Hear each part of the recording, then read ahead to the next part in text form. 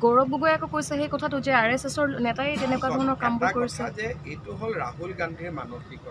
যদি আমি কাটি মাংস থ'ব লাগে আমি গাহৰি মাংস থ'ম, আমি গৰুৰ মাংস কিয় থ'ম?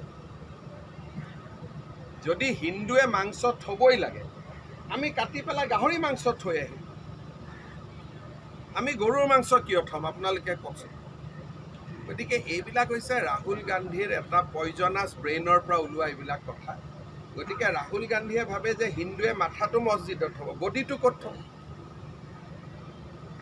বিজেপি RSS বা হিন্দু মানুহে গৰু এটা কাটিলে, মূৰটো বাৰু মছজিদত থৈ বাকী মাংসখিনি ক'ত পেলাব?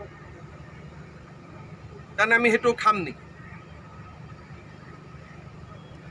তাৰমানে ইনডাইৰেক্টলি ৰাহুল গান্ধীয়ে কি কৈছে যে হিন্দুৱে মূৰটো মছজিদত থয় আৰু মাংসখিনি খাই পেলায়, সেনেকুৱাইতো হ'ব লাগিব কথাটো।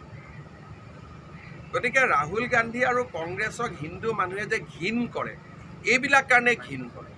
আৰু মই ৰাহুল গান্ধীক ক'ব খোজোঁ, যদি থ'বই লাগে কেতিয়াবা হিন্দুৱে গাহৰি থ'ব,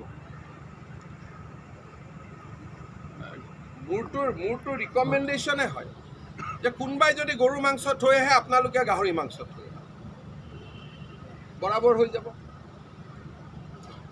মন্দিৰত থোৱাৰ মই ক'লো নহয় যে মন্দিৰত হিন্দুৱে বাৰু মূৰটো থ'লে বডিটো ক'ত ৰাখিব? এই যে ব্ৰেইন নাথাকা মানুহবিলাকে যে আপোনালোকৰ আগত এইবিলাক কথা কৈ থাকে, মোৰ আগতো ক'ব নোৱাৰে। আপোনালোকে দেখিছে বিধানসভাত ক'লে মই কি জবাব দিওঁ। আপোনালোকো ক'ৰবাত অলপ চিম্পিটি হৈ থাকে কাৰণে আপোনালোকে সুধিব নোৱাৰে।